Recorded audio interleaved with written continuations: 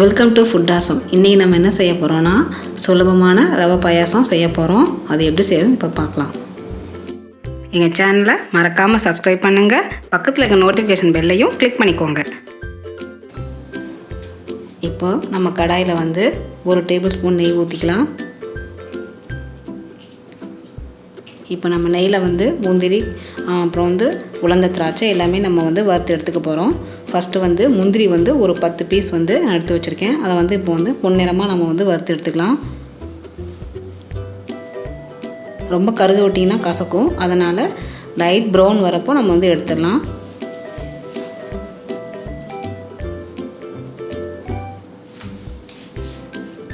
அதுக்கப்புறமா உலர்ந்த திராட்சை ஒரு 15 பீஸ் எடுத்து வச்சுருக்கேன். அதையும் போட்டுட்டு அதையும் நல்லா நம்ம நெய்யிலே நல்லா வதக்கிடலாம். அதையும் கருக விட்டுறாதீங்க. லைட்டாக ப்ரௌன் ஆகி கொஞ்சம் பெருசாக வரும்போதே நம்ம எடுத்துடலாம். இந்த மாதிரி நம்ம எடுத்து வச்சுப்போம் தனியாக.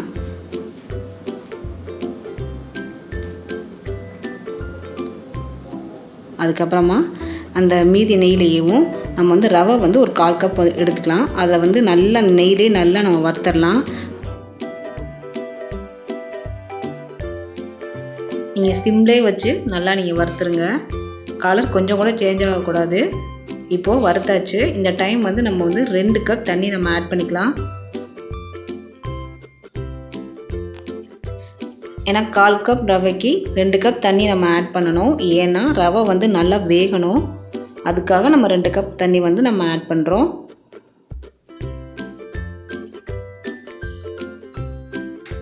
இப்போது அதுக்கப்புறமா கிராம்பு ஒன்றே ஒன்று நான் ஆட் பண்ணுறேன். இது எதுக்காகனா நல்ல வாசனைக்காக.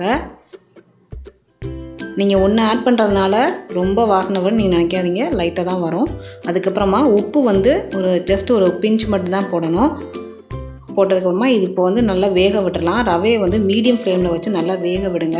இப்போ பாருங்கள், ரவை நல்லா வெந்துருச்சு. இந்த பாருங்கள், இந்த மாதிரி ரவை வேக வச்சு நம்ம எடுத்துக்கணும்.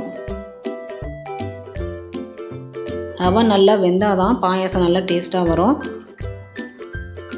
ஸோ நீங்கள் எந்த அளவுக்கு நீங்கள் ரவை எடுக்கிறீங்களோ அதை பொறுத்து நீங்கள் தண்ணி ஆட் பண்ணிக்கோங்க. இப்போ ரவை வெந்தாச்சு. இப்போ இந்த டைம் நம்ம சுகர் ஆட் பண்ணிக்கலாம். 1/4 கப் ரவைக்கு 1/2 கப் சுகர் நம்ம ஆட் பண்ணிக்கலாம். இப்போது சுகரும் நல்லா மெல்ட் ஆகணும்.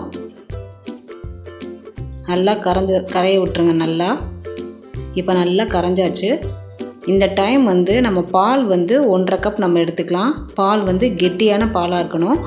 அது 1/2 கப் எடுத்து அதை ஆட் பண்ணிடலாம். நீங்கள் ஃபஸ்ட்டு 1 கப் ஊற்றி நல்லா மிக்ஸ் பண்ணிடுங்க. ஏன்னா நம்ம பால் ஆட் பண்ணதுக்கப்புறமா ரவை திக்காகும். ஸோ நீங்கள் கொஞ்சம் கொஞ்சமாக நீங்கள் பால் ஆட் பண்ணி நீங்கள் கொதிக்க விடுங்க.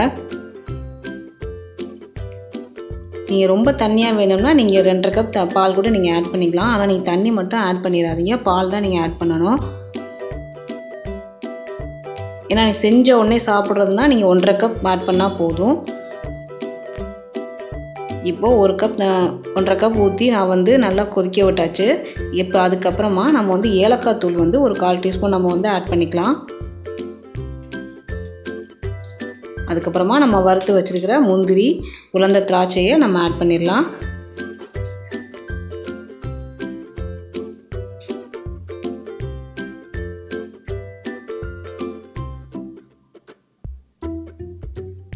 நீங்கள் இது கூடவே நீங்கள் குங்குமம் கூட நீங்கள் ஆட் பண்ணிக்கலாம். குங்குமம் பூ போட்டிங்கன்னா நல்ல ஒரு எல்லோ கலர் உங்களுக்கு கிடைக்கும். பார்க்கவும் நல்லாயிருக்கும், சாப்பிடவும் நல்லா வாசனையாக இருக்கும். இப்போ பாருங்கள், நமக்கு சூப்பரான சுவையான ரவை பாயாசம் தயாராகிருச்சு. இந்த ரெசிபி நீங்கள் செஞ்சு பாருங்கள். செஞ்சு பார்த்துட்டு எனக்கு கமெண்ட் பண்ணுங்கள். இந்த வீடியோ பிடிச்சிருந்ததுன்னா உங்கள் ஃப்ரெண்ட்ஸுக்கு ஷேர் பண்ணுங்கள், லைக் பண்ணுங்கள். நன்றி.